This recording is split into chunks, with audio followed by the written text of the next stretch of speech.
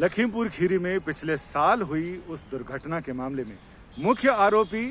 आशीष मिश्रा को दी गई जमानत को चुनौती देने के लिए एक और याचिका सुप्रीम कोर्ट में दाखिल की गई है। इससे पहले 2 वकीलों ने सुप्रीम कोर्ट में याचिका दाखिल करके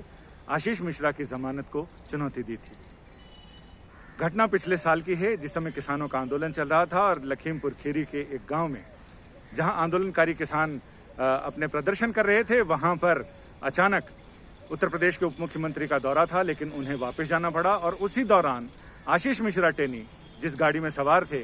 कहा जाता है कि कथित रूप से उसी गाड़ी ने किसानों के ऊपर, किसानों की भीड़ में घुसी और उसमें 8 लोगों की मौत हो गई थी। उसमें गाड़ी में बैठे हुए आशीष मिश्रा के कुछ सहयोगी भी थे। हालांकि आशीष मिश्रा बचकर भाग गए थे और उसके बाद कई दिनों तक वो पुलिस की गिरफ्त में नहीं आए। जो याचिका दाखिल की गई है वो किसान परिवारों की है, उन पीड़ित किसानों के परिजनों ने दाखिल की है जिनके परिजन उस हादसे का शिकार हुए थे। सुप्रीम कोर्ट में दाखिल याचिका में ये कहा गया है कि आशीष मिश्रा को जमानत देते समय हाई कोर्ट ने उन तथ्यों पर गौर नहीं किया जो चार्जशीट में बताए गए हैं, क्योंकि उस समय तक चार्जशीट रिकॉर्ड में नहीं आई थी। जब चार्जशीट 5000 पन्नों की चार्जशीट एसआईटी ने दाखिल की और उस एसआईटी की चार्जशीट में बहुत सारे ऐसे तथ्य हैं जिस पर हाई कोर्ट ने विचार नहीं किया है और उस पर विचार होना चाहिए। लिहाजा उन्होंने सुप्रीम कोर्ट से गुहार लगाई है कि आशीष मिश्रा की जमानत तुरंत रद्द की जाए। सुप्रीम कोर्ट में दाखिल इस याचिका में यह भी कहा गया है कि आशीष मिश्रा अपने प्रभाव का इस्तेमाल करते हुए पुलिस को गच्चा देता रहा, कानून को गच्चा देता रहा और वो लगातार बाहर रहा। लेकिन उसकी गिरफ्तारी के बाद भी हाई कोर्ट में जब इस पूरे मामले की सुनवाई हो तो जमानत देते समय सिर्फ एफआईआर में व्यक्त तथ्यों पर बात की गई है, जबकि सुप्रीम कोर्ट ने एफआईआर पर कई तरह की आपत्तियां भी जताई और सुप्रीम कोर्ट ने साफ कहा था कि किसी एक प्रभावशाली आदमी के परिजन को बचाने के लिए सारा तामझाम किया गया है। लिहाजा सुप्रीम कोर्ट ने उत्तर प्रदेश सरकार की ओर से बनाई गई जांच टीम को सिरे से खारिज कर दिया और साथ ही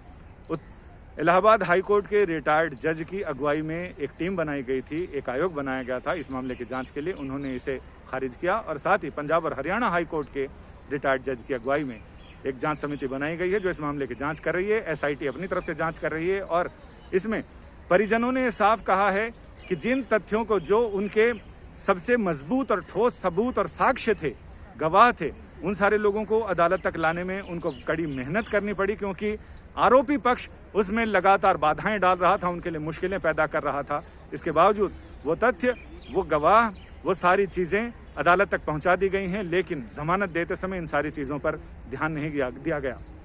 मामला चूंकि अब सुप्रीम कोर्ट पहुंचा है, सुप्रीम कोर्ट में जल्द ही उम्मीद है कि इस मामले पर सुनवाई होगी।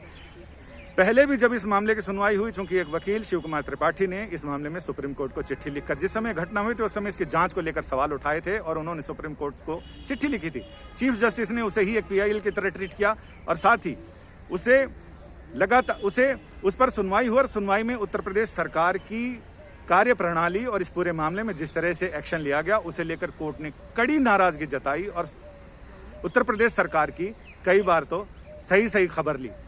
अब इस मामले में सुप्रीम कोर्ट की ओर से तय समिति जांच कर रही है। एसआईटी की रिपोर्ट पर इस याचिका में सवाल उठाए गए हैं। एसआईटी के साथ साथ उत्तर प्रदेश सरकार की कार्यप्रणाली पर भी सवाल उठाए गए हैं। अब ये देखना दिलचस्प होगा कि ये मामला सुनवाई के लिए